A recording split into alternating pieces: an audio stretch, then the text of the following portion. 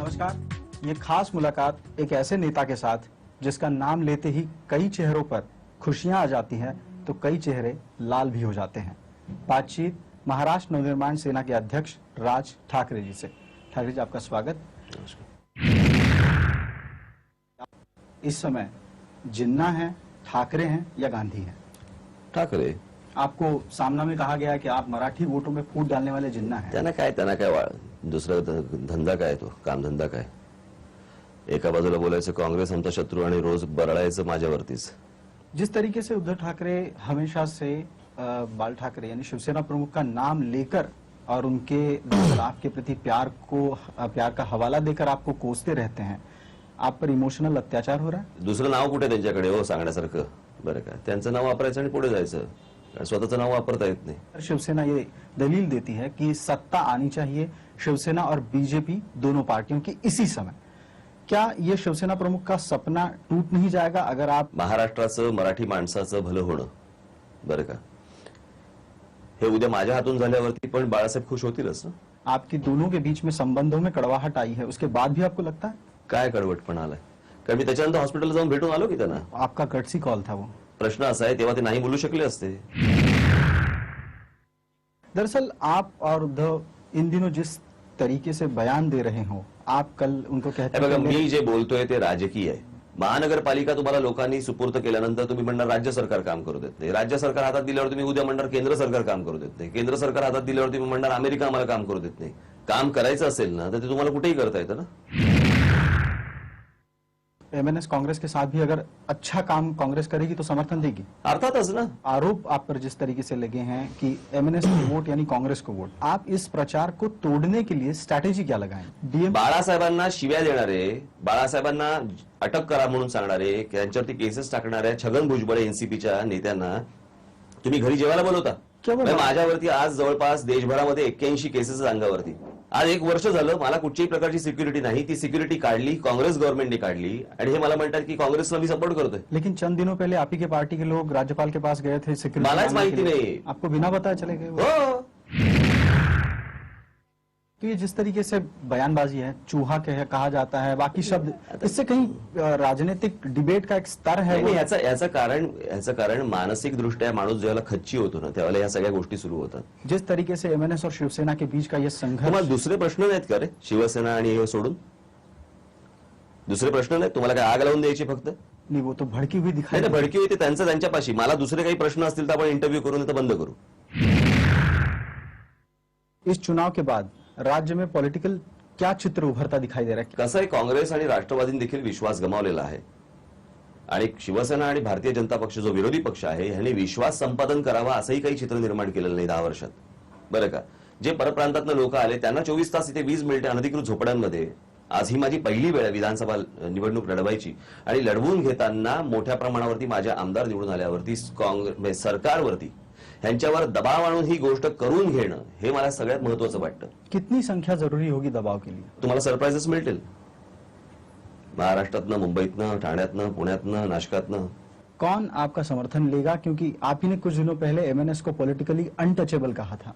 त्यांना सत्ता हवी आहे ना आता, ती जर माझ्याशिवाय येत नसेल तर मला स्पर्श करावाच लागेल ना त्यांना। जिन बातों पर आप समर्थन देंगे, क्या उसमें परप्रांतीय या बाहर से आने वाले लोग, इन पर कोई बातचीत होगी? अर्थातच लोंढण्याचा विषय आहेच ना तो। भारत का संविधान किसी को भी कहीं भी आने जाने की म्हणून अधिकृतरित्या राहायला नाही सांगत ना। आणि हे जर तुम्ही राष्ट्रीय एकात्मतेचे धडे आहेत ना, हे फक्त मराठी माणसाला महाराष्ट्राला देऊ नका। ते निरुपम आणि हे सगळे भैये आता म्हणणार की म्हणे 60 जागांपैकी मुंबई, ठाण्यातल्या 35 ठिकाणी उत्तर प्रदेशचे लोक आहेत, त्यांना तुम्ही तशा प्रकारच्या जागा द्यायला पाहिजे। आप खुलेआम परप्रांतियों को भैया कहते हो, लगता नहीं है डेरोगेटरी रिमार्क है? त्यांना भैया म्हणतात नाही, ते भैयाच म्हणतात त्यांना दुसरं काय म्हणतात? त्यांना आता भैया शिवी वाटायला लागली। मराठी को अगर घाटी कहते तो आप स्वीकार करने के लिए नाही, बघू ना कोण बोलतं ते, बघून तर देत आणि बोलू तर देत। आप हमेशा कहते हैं कि मराठी पे अन्याय होता है, मराठी लोगों पर अन्याय होता है। मराठी लोग खुद एक कदम आगे चलने के लिए तैयार नहीं होते, ये भी दलील है। अरे तू मराठीच ना, असं कधी झालंय का? तुम्हाला जर कळलंच नाही, तुम्हाला जर सांगितलंच नाही, उद्या जर समजा चॅनल्स येत आहेत, उद्योग येत आहेत, त्याच्यामध्ये जर समजा तुम्ही सांगितलंच नाही आणि परस्पर जर समजा तुम्ही बाहेरच्या प्रांतातमधून लोक भरायला लागलात तर त्या मुलाला कसं कळणार? क्या परप्रांतियों की एकजुट है ज्यादा? अर्थात हे त्यांचं सगळं षडयंत्र आहे, एकजुटीचं म्हणजे सगळं षडयंत्र आहे आणि ह्याच्यातनं हे मतदारसंघ बसवतायत. तो इतनी एकजुट मराठी आदमी क्यों नहीं जुटा पा अहो रहा? आहेच ना मुळे, आणि हेच तर मी बोलतोय ना. रोजगार को लेकर आपकी दलील है कि एड्स नहीं आते यहाँ के स्थानीय अहो अखबारों में. मराठी वर्तमानपत्रात कुठे काय सांगतात ते. ठीक है, यहाँ के अखबारों में अगर ऐड नहीं आते, जिससे रोजगार चाहिए वो एम्प्लॉयमेंट न्यूज खरीद कर पढ़ सकता है. अहो एम्प्लॉयमेंट एक्सचेंज मध्ये 40 लाख मुलांनी अर्ज करून ठेवले, त्यातल्या कोणाला कॉल येतो? माझ्याकडे सगळ्याची काकडेवारी आहे, देऊ का तुम्हाला? तो क्या मराठी आदमी एक कदम उठाकर एम्प्लॉयमेंट, पुढे आहेतच मुलं, पुढे यायला तयारच आहेत.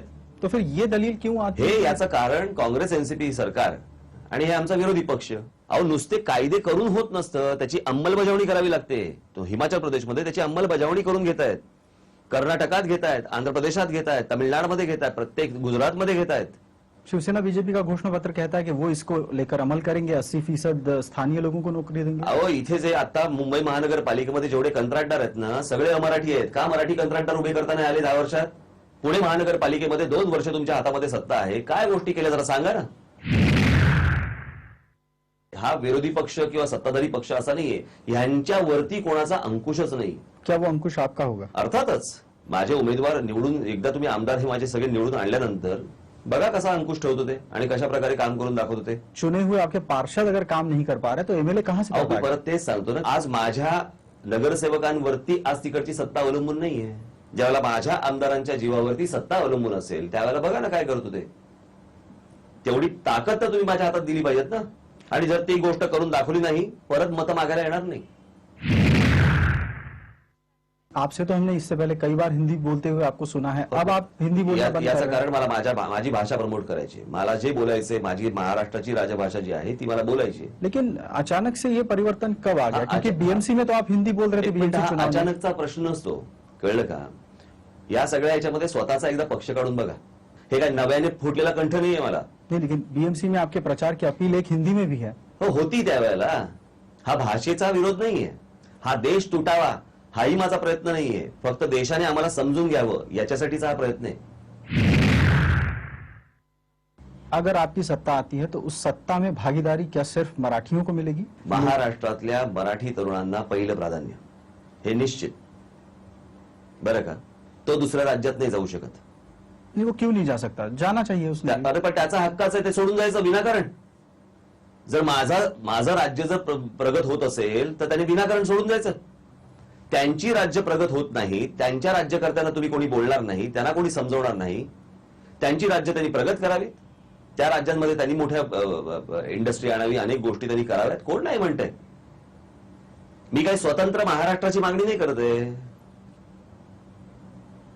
मी महाराष्ट्राचा अधिकार, महाराष्ट्राचा हक्क फक्त मागतोय, जो मला आहे तो मिळाला पाहिजे.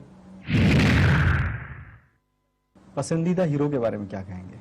क्योंकि आप कई बार अमिताभ के डायलॉग्स इस्तेमाल करते हैं. आवडता हिरो आहेच की अमिताभ बच्चन. त्याच्यामध्ये काय बात आहे का? ऍक्टर म्हणून माझा कधी मोठाच लिजेंड. बरं का? ऍक्टिंग बद्दल माझा कधी विषय होता का? मी माझ्या भाषणामध्ये असं म्हटलं काय की या चित्रपटामध्ये बरं का वाईट ऍक्टिंग केली, असं काय म्हटलं का? त्यांच्या ज्या इतर भूमिका होत्या त्याच्याबद्दलचा माझा तो रोख होता. ऍक्टर म्हणून सर्वश्रेष्ठच आहेत ते. सर्वसामान्य सगळ्या जनतेला काय हवंय अजून?